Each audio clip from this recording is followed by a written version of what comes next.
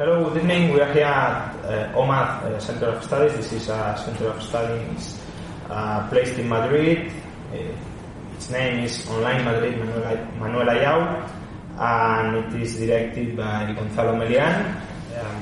The purpose of OMA is to teach several subjects specially focused in economics, and we are here in some class of the economics master degree with Larry White. Larry White is one of the most important economists in the field of free banking theory, probably with George Selgin, the two persons who know more about this issue in the world. So it is a complete pleasure to have Larry White with us here at OMA. Welcome, Larry. My pleasure to be here. Thank you. And well, we are going to think and to talk about some technical issues around free banking theory. And I want to start with the idea and all the problems or all the issues involving the concept of monetary equilibrium. More or less, okay. We know that free banking theories argue that outside money is given, so changes in money demand must be addressed with changes in inside money.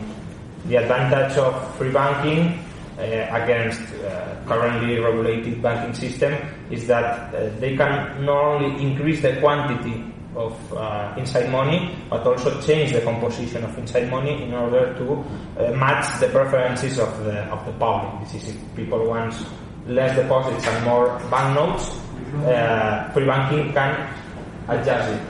I want to start talking about the concept of monetary equilibrium and all the issues surrounding it.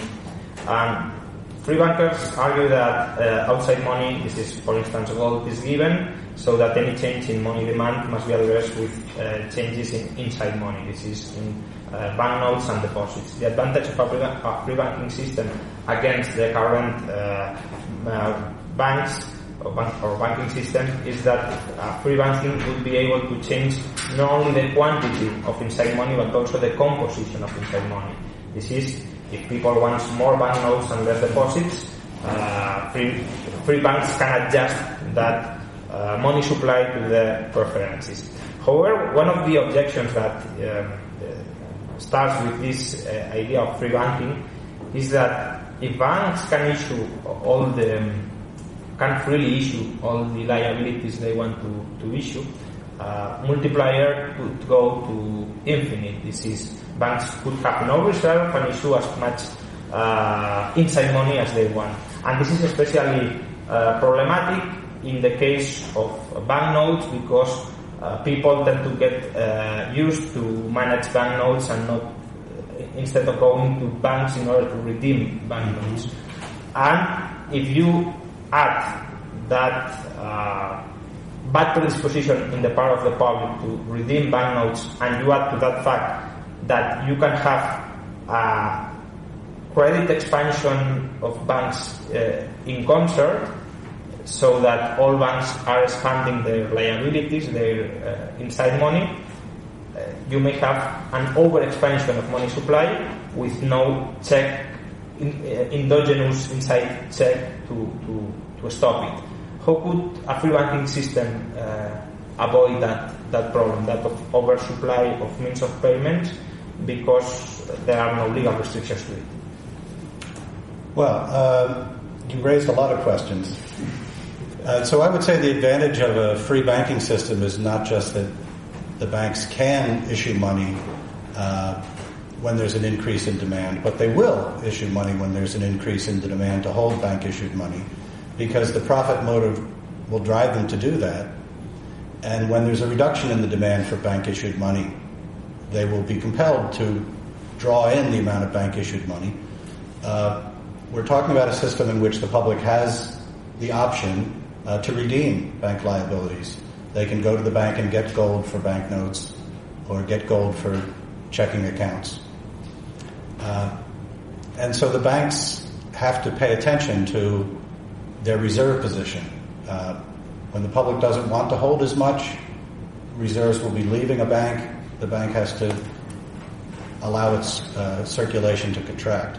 And vice versa, if people want to hold more banknotes, the bank will see reserves flowing in and it will be in a position to expand. So each individual bank is led by looking at its own reserve position to take the appropriate action. By contrast, a central bank has the problem that you just mentioned. A central bank can overexpand and it doesn't face any discipline until the entire system starts to lose reserves to the rest of the world. So free banking gives banks much more rapid signals and incentives to behave properly.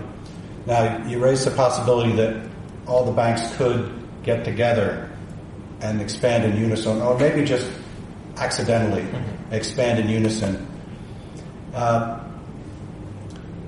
What that tells me is that the worst case of a free banking system is that it behaves like a central bank. But I think that's not very likely. We expect different banks to have different clienteles, and so when one bank is expanding, another bank is contracting normally. So just if you have 20 banks, it's exceedingly unlikely that all of them will be expanding together. If only some of them are expanding when there's no additional demand for their liabilities, they will lose reserves to the other banks. In the very unlikely case that they just happen to make mistakes in the same direction at one time, then you would have the same problem you have with the central bank that's expanding. But it's much more likely if you have just one issuer, that the one issuer is going to make a mistake, than that 20 different issuers are all going to make the same mistake at the same time. And so it diversifies the risk. ¿Te está gustando este episodio? Hazte fan desde el botón Apoyar del podcast de Nivos. Elige tu aportación y podrás escuchar este y el resto de sus episodios extra. Además, ayudarás a su productor a seguir creando contenido con la misma pasión y dedicación.